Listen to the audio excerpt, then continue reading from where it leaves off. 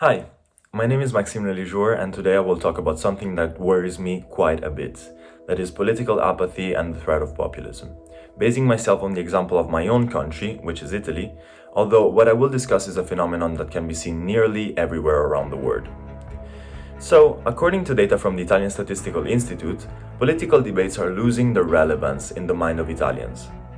This can be seen by looking at data that grasp the extent to which individuals follow current debates or discuss politics among them. Such dynamic is partly driven by the fast disillusionment of the masses, and especially of the youth. And in fact, data from the European Union shows that Italian youths have a turnout rate of 43.6% for the ages between 18 and 24, and 57.2% between 25 and 39. The latter of which is still above the average of 54.5%, but still not great.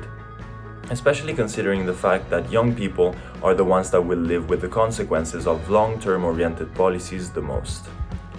So, my conclusion to the analysis of this data, and it's a conclusion that many people way smarter and informed than myself share, is that people are losing trust in public institutions and in those that run them. An example of this can be seen in the events that unraveled in 2017 and 2018, which found their apotheosis in the election of the first heavily populist, anti-political class government since World War II, when Italy was ruled by a fascist dictatorship. So let us be clear, populism is not necessarily good or bad, it's just a rhetorical approach to politics. However, when such approach is paired with a reliance of its practices on false information and/or on policies that undermine rather than enhance the capacity of institutions, it becomes an issue. This is not to say that political activists that rely on these devices to create positive social change in institutions are bad by definition. But when elected officials aim to utilize their power to create barriers on institutions that protect people, such as it is happening in Italy with anti-immigration policies that undermine the 1951 Refugee Convention or the European Charter on Human Rights, it again becomes an issue. So, political apathy was defined in a 1965 paper called Powerlessness and Political Apathy by Dwight Dean as a feeling of disinterest or apathy towards politics. And it can take various forms, such as voter apathy, which is the lack of interest in elections, or information apathy.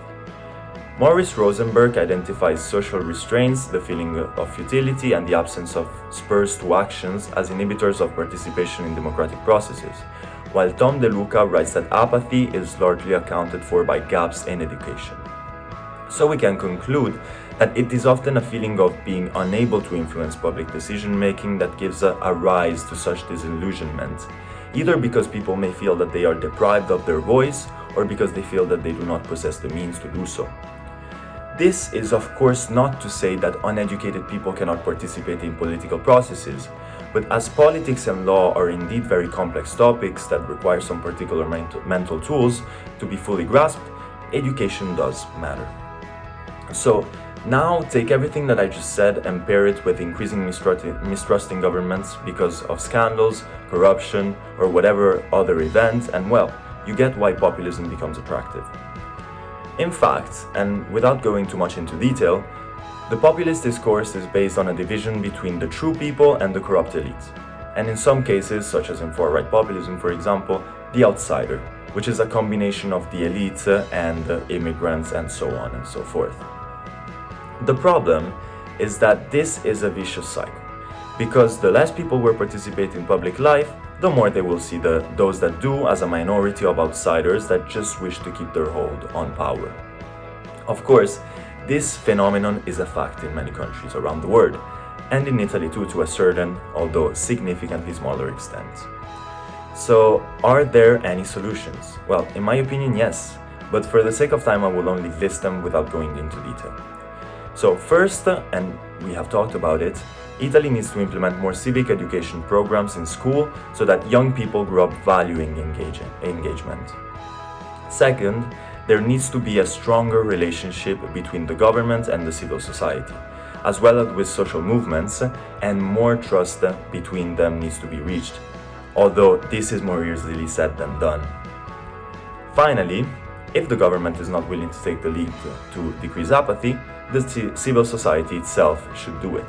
And that includes people like me, my colleagues, many of my friends, the great people at Searching the International as well.